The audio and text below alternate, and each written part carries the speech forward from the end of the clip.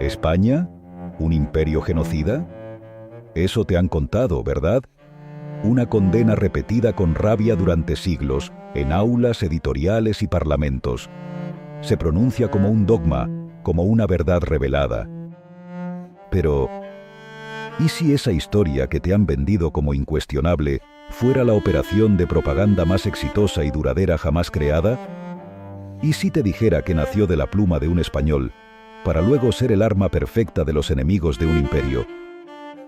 Mientras te señalaban con el dedo, ¿quiénes cometían exterminios silenciosos y sin dejar rastro ni mestizaje? Prepárate, porque en este canal no repetimos dogmas, desmontamos mitos. Vamos a viajar al corazón de los hechos, de las leyes que ningún otro imperio se atrevió a plantear, a la verdad de un legado complejo, humano, que se niega a caber en un tuit. Lo que estás a punto de ver podría hacer que te cuestiones todo lo que te enseñaron sobre tu propia historia. ¿Listo para que la verdad te vuele la cabeza? Si te interesa desmentir mitos y descubrir la historia real de la historia hispana, suscríbete al canal y activa la campanita, porque aquí, cada vídeo es una defensa apasionada de nuestra historia común. Imagina esto. Estás en una clase de historia en alguna universidad del siglo XXI, en Buenos Aires, en Ciudad de México o en Barcelona. El profesor señala al mapa de América y dice: aquí hubo un genocidio, los españoles llegaron, destruyeron todo y mataron a millones de indígenas. Los alumnos asienten. Nadie lo discute, porque cuestionarlo sería casi una herejía. Pero en la historia, como en la vida, los relatos simples suelen ser los más falsos. Y la historia de España en América no es una fábula de buenos contra malos. Es una epopeya compleja, contradictoria, humana, y por encima de todo, absolutamente real. La idea del genocidio español nace en el siglo XVI, pero no en boca de indígenas, sino de un español, Fray Bartolomé de las Casas. Su brevísima relación de la destrucción de las Indias fue un grito moral contra los abusos de la conquista. Aunque su intención era salvar a los pueblos originarios, su estilo dramático y su uso de cifras discutidas generaron críticas incluso en su tiempo por exageración e invención, entre ellas las de figuras como Juan Ginés de Sepúlveda, que lo acusó de tergiversar la realidad, o Gonzalo Fernández de Oviedo, que lo tachó de demagogo y exagerado. Aún así, su relato acabó siendo aprovechado por las potencias enemigas de España como herramienta de propaganda internacional. Así nació la llamada Leyenda Negra, una campaña de desprestigio sistemática que presentaba a los españoles como fanáticos crueles, sedientos de oro y sangre. Fue útil. Justificaba sus propias colonizaciones, aún más brutales y silenciosas. Porque mientras acusaban a España, ellos exterminaban naciones enteras sin dejar rastro, ni lengua ni sangre mestiza. La crítica a los excesos de la conquista no es nueva, ni debe silenciarse. Pero reducir el imperio español a un proyecto genocida es falsear los hechos. Es aplicar categorías del siglo XXI a realidades del siglo XVI. Es ignorar la documentación, los decretos, las leyes, los debates morales que no existieron en ningún otro imperio contemporáneo. Pero volvamos a los hechos. ¿Hubo violencia en la conquista? Sí. ¿Se cometieron abusos? ¿Hubo enfrentamientos e imposiciones? Sí, en distintos momentos y lugares. Pero ¿hubo un genocidio, es decir, un plan deliberado y sistemático de exterminio racial o cultural? Aquí es donde empiezan las grietas en el relato oficial. Un genocidio no deja herederos. Y sin embargo, el legado del mundo hispano es inmenso. Más de 300 millones de hispanohablantes, decenas de culturas mestizas vivas, pueblos indígenas que conservan su lengua, sus costumbres y hasta sus sistemas jurídicos dentro de estados que descienden del virreinato español. Lo que hubo fue conquista, sí, pero también mestizaje, evangelización, derecho, ciudades, universidades, caminos, lenguas preservadas y tratados. Lo que hubo fue un choque, seguido de una fusión. Y eso no encaja con la palabra genocidio. Viajemos ahora al corazón del sistema legal hispanoamericano para entender por qué España fue el único imperio europeo que discutió abiertamente la legitimidad de su conquista. Pero antes, hazte una pregunta. ¿Quién gana cuando tú crees que tus antepasados fueron solo verdugos? La respuesta puede cambiarlo todo. Porque si aceptas sin cuestionar que tu historia es solo oscuridad, alguien más se encargará de escribirla por ti. Y cuando eso pasa, lo que pierdes no es solo memoria, es identidad. En ningún otro imperio europeo del siglo XVI se debatió tan intensamente si era justo conquistar. En ninguno. Solo en España surgieron leyes que limitaron el poder de los conquistadores. Solo en España se discutió públicamente si los indígenas eran seres racionales con alma, si tenían derecho a la propiedad, a la libertad y a su propia organización política. Esto no lo decimos por orgullo, sino por evidencia. En 1512, apenas 20 años después del primer desembarco en América, la regencia castellana en nombre de Fernando el Católico promulga las leyes de Burgos, tras la muerte de Isabel I en 1504. En ellas se reconoce que los indígenas son libres y deben ser tratados como vasallos del rey, no como esclavos. En 1542, Carlos I de España y V del Sacro Imperio promulga las leyes nuevas, que prohíben expresamente la esclavitud indígena y limitan el poder de los encomenderos.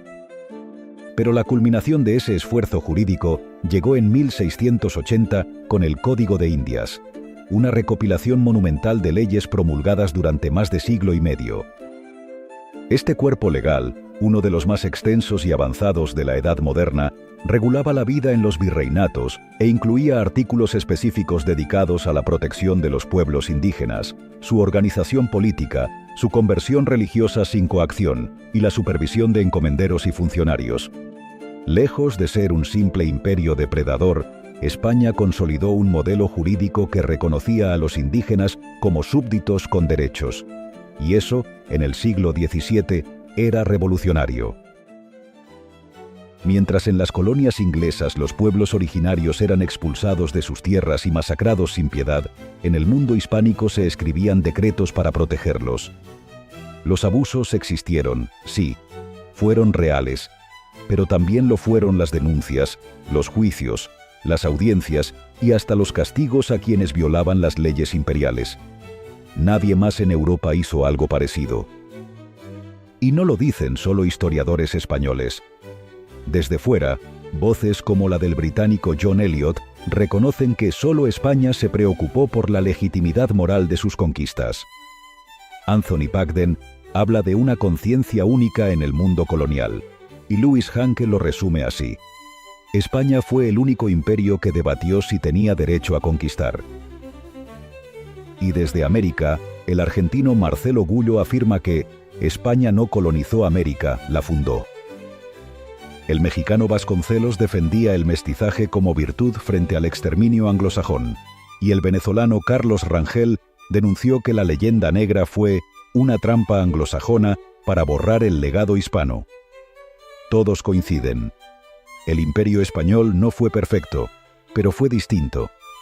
Porque donde otros aniquilaban, España discutía, legislaba y se mezclaba. Y todo esto no fue casual. Fue fruto de un debate filosófico y jurídico sin precedentes. La Escuela de Salamanca, con figuras como Francisco de Vitoria, Domingo de Soto y Melchor Cano, sentó las bases del derecho internacional moderno. Los principios sobre los que hoy se basa la ONU nacen en parte de las discusiones españolas del siglo XVI sobre si era lícito invadir, evangelizar o gobernar sobre otro pueblo. Vitoria defendía que los indígenas eran dueños legítimos de sus tierras y que ninguna bula papal ni superioridad cultural justificaba la conquista si no había causa justa. ¿Un imperio genocida que se pregunta si tiene derecho a existir? Difícil de sostener. En las Américas, mientras tanto, el mestizaje avanzaba. Españoles, indígenas y africanos se mezclaban, no solo en lo biológico, sino en lo cultural, lo lingüístico y lo religioso. No fue una utopía, Hubo racismo, segregación y jerarquías. Pero también hubo integración, sincretismo y una población mestiza que se convirtió en la base demográfica de todo el continente. La evangelización no fue solo imposición. En muchas regiones como México o Perú, los frailes aprendieron lenguas indígenas, tradujeron textos religiosos al náhuatl, al quechua o al guaraní, y protegieron a las comunidades de los abusos de encomenderos y funcionarios. El Imperio Español no fue una máquina de exterminio. Fue una estructura política compleja que, con sus luces y sombras, dejó un legado que aún respira en cada plaza mayor, en cada lengua criolla, en cada apellido quechua con nombre castellano. Y sí, hubo conquistadores crueles, como Francisco de Carvajal, el temido demonio de los Andes. Un hombre despiadado, temido incluso por los suyos. Pero también hubo cientos de españoles que perdieron su vida para detenerlo, que lucharon contra su barbarie, lo vencieron y lo llevaron ante la justicia. Porque en el Imperio Español también se castigaba el abuso. ¿Cuántos casos semejantes conoces entre ingleses o franceses? ¿Cuándo se mataron entre ellos para frenar la injusticia? El Imperio Español fue imperfecto, contradictorio y en ocasiones duro. Pero también fue pionero en proteger a los pueblos conquistados. El problema es que eso no encaja en el guión actual. Un imperio que debate su legitimidad, que legisla a favor de los conquistados, no es útil para la narrativa del odio. Hoy, más de 500 años después, la historia se ha convertido en un campo de batalla. Ya no se pelea con espadas ni arcabuces, sino con palabras, discursos y etiquetas. Y hay una especialmente venenosa: genocidio. No busca explicar, busca condenar, no busca comprender, busca borrar. Se aplica al Imperio Español sin matices, sin contexto, sin comparación. Y se repite como un mantra moderno, como si fuera una clave para interpretar 5 siglos de historia. Pero la realidad resiste. En el mundo hispano sobreviven lenguas indígenas, religiones nativas, pueblos que conservan apellidos precolombinos y celebraciones ancestrales. Sobreviven y florecen, porque hubo choque, sí, pero también hubo fusión. Y lo que surgió fue algo nuevo: el mundo hispano. Un continente unido por una lengua, una religión, una herencia jurídica y cultural que, con sus errores, sigue viva. ¿Dónde está el genocidio cuando las culturas indígenas han sobrevivido durante siglos a pesar de todo? Y más aún, tras las independencias, muchas de las nuevas repúblicas restringieron o directamente prohibieron el uso de lenguas indígenas en las escuelas, la administración o los tribunales. El español pasó de ser una lengua imperial a ser impuesta por los nuevos estados nacionales. La llamada modernidad republicana acabó borrando, con eficacia, lo que quedaba de autonomía lingüística y cultural. En Perú, México o Argentina, se penalizó durante décadas hablar quechua, náhuatl o mapuche en espacios públicos, algo que durante el virreinato, aunque también hubo tensiones, convivió con esfuerzos misioneros por preservar y traducir esas lenguas. Es decir, fue tras la independencia cuando se afianzó un modelo más homogeneizador, centralista y hostil a la diversidad indígena, no durante el virreinato. Pero esto molesta, porque desmonta el relato útil, el que convierte a los pueblos de América en víctimas perpetuas, el que culpa a España de todos los males pasados, presentes y futuros, el que sirve para justificar ideologías, odios, rechazos. Y la historia se convierte en arma. Se derriban estatuas, se reescriben manuales escolares, se criminaliza el legado hispano como si fuera una peste. Pero todo eso tiene un precio, y ese precio es la identidad. Porque si aceptamos que nuestra historia fue solo opresión, entonces nos condenamos a vivir con vergüenza prestada. ¿Qué seríamos entonces? ¿Gente sin historia, con la cabeza gacha y la voz prestada? España no fue perfecta, pero tampoco fue genocida. Fue un imperio que mezcló, discutió, legisló, evangelizó y construyó, y lo hizo con errores y aciertos, como todos. Negarlo todo es tan falso como glorificarlo todo. Pero si vas a juzgarla, que sea con pruebas, con contexto y con respeto a los hechos. Porque cuando la historia se cuenta entera, el mundo hispano no aparece como una sombra vergonzosa, sino como uno de los legados culturales más poderosos, vivos y únicos del planeta. Y eso, amigo, no lo aprendes en un libro ni en una clase. Lo llevas dentro, aunque no te lo hayan contado.